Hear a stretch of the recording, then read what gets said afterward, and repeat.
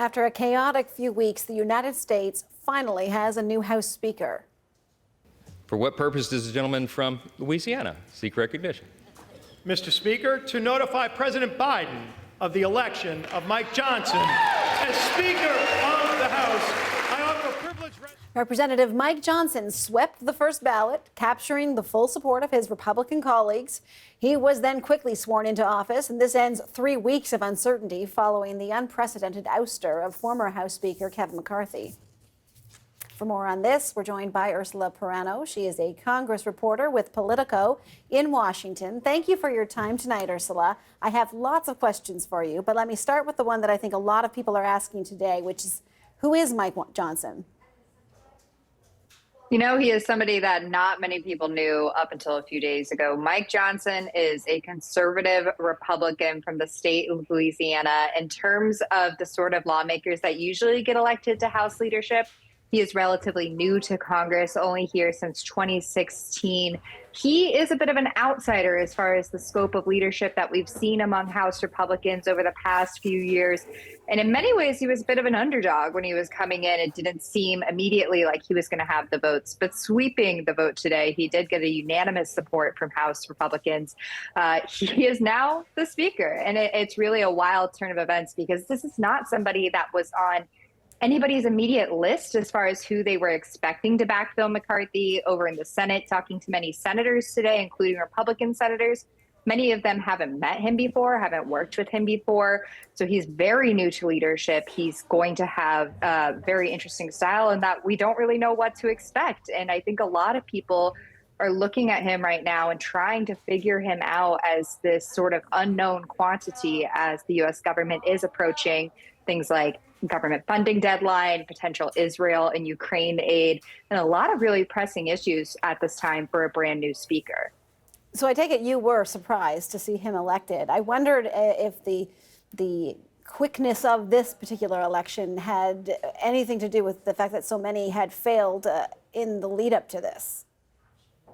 I think absolutely. I think fatigue is a big thing that went down here among House Republicans. I mean, just yesterday morning, there was a different nominee for Speaker, Tom Emmer. He was the third nominee for Speaker over the past few weeks, and he was only the nominee for a matter of hours. He ultimately realized he did not have the votes, mostly in part because of his relationship with President Trump being somewhat sour.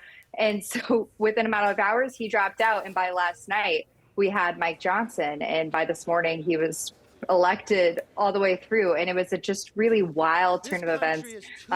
Like I mentioned, he was not on the list for most people as far as who they were expecting. But I do think House Republicans were getting anxious. They wanted somebody.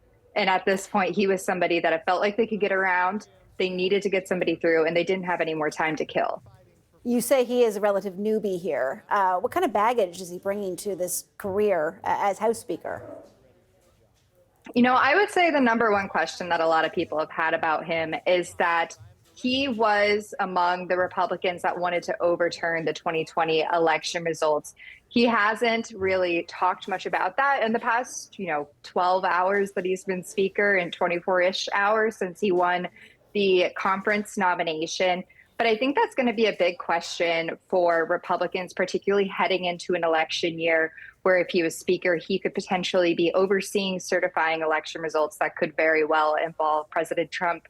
And I'll say that it is one of the things that House Democrats have been hitting him on the most over the past 24 hours, where he's suddenly ascended to being the Speaker, is that he has this very conservative background, that he has very conservative stances on things like gay marriage, abortion, and that he does have this 2020 election baggage. That is something that House Democrats are really hoping they wouldn't see in a speaker, and that some Republicans even seem to be somewhat wary of in other potential speakers, but came around to this time. Right. Well, he's leading a deeply fractured Republican conference here. So what are the big challenges that he's going to be facing when it comes to that? Yeah, so Johnson's allies say that he is the sort of person who could bridge the conservatives and the moderates. He is not an extension of old leadership. He was not in leadership. He was not among the top rungs of House Republicans. So in that way, he appeases conservatives because he can say he is a switch from the status quo. But he is going to have to work with moderates as well, who want to avoid things like a government shutdown, who don't want to be dealing with culture wars, and who know they have to go back to their districts and have real deliverables next year in the elections. And so how he's going to bridge that gap, I am still waiting to see. I think it's going to be very tricky.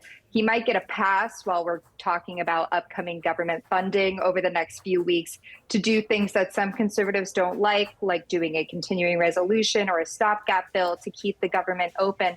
But I think ultimately he's going to be in the same place as McCarthy, trying to bridge a divided conference that has no clear understanding of how to really work together ahead of an election year where all of these things become a lot more tense because people are worried about going back to their district and having to answer to their voters. Thank you, Ursula. Ursula Perano is a Congress reporter with Politico in Washington.